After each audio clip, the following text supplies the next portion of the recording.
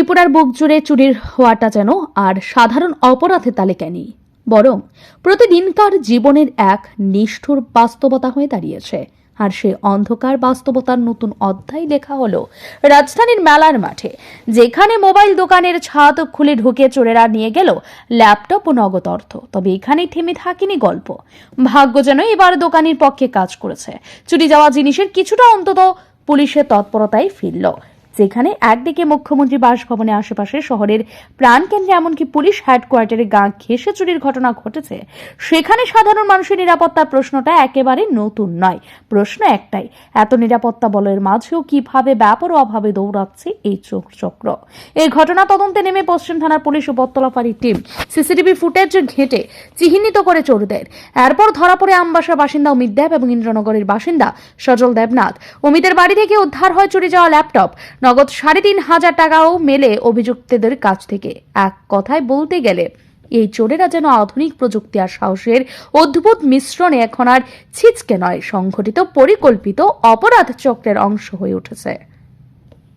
ওরা CC footage check করে যে মিসক্রিয়েন্ট আছে, যে চুরি করেছে, তার ব্যাগ পেছনের ছবিটা পায়, জাস্ট পেছনের যেই ব্যাগ ইয়েটা পাওয়া যায়, ওইটার উপর ভিত্তি করে তদন্ত শুরু করা হয় এবং ফাইনালি তাকে গতকালকে আটক করা হয়।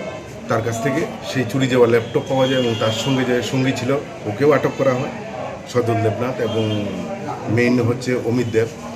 তো এই ঘটনার সাথে আমরা আরও অন্যান্য চুরির ঘটনাও ওকে জিজ্ঞাসাবাদ করার জন্য আজকে ওকে পুলিশ রিমান্ডে আনা হবে এবং আশা করি বিশেষ করে আমরা যে বিষয়টা নিয়ে করছি, কোর্ট কমপ্লেক্সের ভেতর কিছু ব্যাটারি চুরি হয়েছিল, ওই ঘটনাটার জন্যই আমরা মেনলি ওকে জিজ্ঞাসাবাদ করব এবং এই ঘটনায় যতটুকু চুরি হয়েছে সেটা রিকভারি হয়েছে, তাতে ক্যাশ টাকা ছিল আরও বেশি, কিন্তু এই মাঝখানে কয়েকদিনে সে কিছু টাকা খরচ করে ফেলে, তারপরে 3,500 টাকা এখানে পাওয়া যায়। সদর মহকুমা পুলিশ আধিকারিক দেবপ্রসাদ রায় জানান, এই ঘটনার পাশাপাশি কিছুদিন আগে কোর্ট চত্বরে থেকে ব্যাটারি চুরির অভিযোগও এসেছে। এই ঘটনারও তদন্ত চলছে। এখন প্রশ্ন, এই চুরির ঘটনা কি শুধুই অপরাধ নাকি সমাজের এক গভীর রোগের উপসর্গ? যদি মাদকাসক্তি থেকে এইসব অপরাধ জন্ম নিচ্ছে, তাহলে এত বছর ধরে চলা মাদক বিরোধী অভিযান কতটা সফল? রাজ্য সরকারের গলা ফাটিয়ে বলা উন্নয়নের গল্প আর বাস্তবের এই চোর চালানো বাস্তবতায় বিস্তর ফারাক। একদিকে মডেল রাজ্য ত্রিপুরা করার স্বপ্ন, আর অন্যদিকে দিনের দুপুরে রাতের আধারে দোকান, স্কুল, আদালত, বাড়ি কোথাও নিরাপত্তা নেই।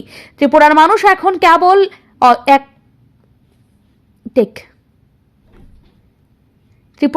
এখন কেবল একটাই প্রশ্ন করছে, কবে থামবে এই অন্ধকার?